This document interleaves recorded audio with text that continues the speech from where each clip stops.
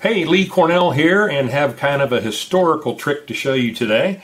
This is a deck of cards that I purchased in 1972. So it's historical to me because it's 48 years old. Wow. And I still use this deck today. And it has some sentimental value to me because I bought this at a magic shop in my hometown of Lafayette, Indiana, from a store called London's Fun Shop. And the owner was magician Ron London, who was a really good friend of mine. And I wanted to show you this today. You may have already seen this trick, even if you're not a magician, but I wanted to draw attention to the pack of cards here. My magic friends will probably recognize this Inardo Superior Quality playing card deck here, very popular with magicians back in the 70s. But I wanted to do this for you today because it's the same routine that Ron London taught me almost 50 years ago. So I hope you enjoy it. Here we go.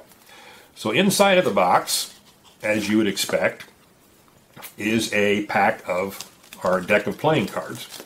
Now normally what would happen, I would have a volunteer come up, and as I'm riffling through the cards, they would put their finger in and stop someplace and pick a card. I don't have a volunteer here with me, so I'll just do it myself today. So I'm flipping through, I'll stop about right there. Okay? And then I would tell the spectator, remember that Queen of Diamonds. Queen of Diamonds. Put it back on the top of the pile there, and then we bury it in the middle with the other half of the cards. And all I have to do is touch the top. That Queen of Diamonds comes to the top. Now right now that Queen is on the top of the deck, but if I cut the cards again and push, the Queen of Diamonds goes to the bottom of the pack, which is pretty awesome. Let's try something else here. I'm going to make like 3 or 4 piles here, and I would have the spectator choose one of the piles, whichever one they want. How about this one? There's your Queen of Diamonds. How about over here? Well, look at that. It's a queen. How about over on these 2 piles? Looks like we have Queen of Diamonds happening all over the place here. All right, one more little experiment here.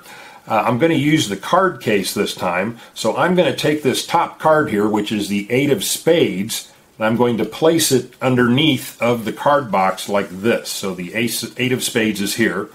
And as I riffle through the cards, kind of amazingly, the 8 of Spades ends up back on the top of the deck. And underneath of the box is the Queen of Diamonds. All right, one more thing here.